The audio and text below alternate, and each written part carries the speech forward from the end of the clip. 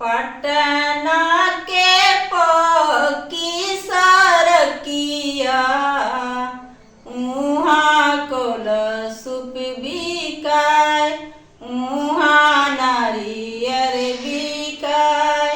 पेन्ही ना बलमजी पियरिया, करी कलशुप के मोल, करी नारियर के मोल।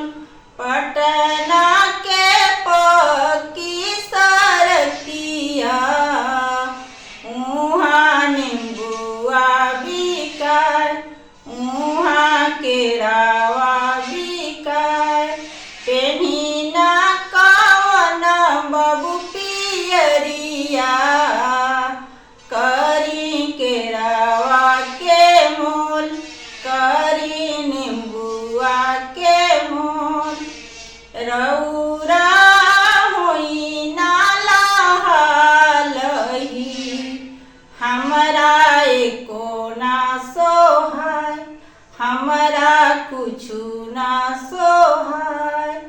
हमारा होरिलवा के सोहिला, सोहिला सूरज पुराय, सोहिला आदित्य पुराय।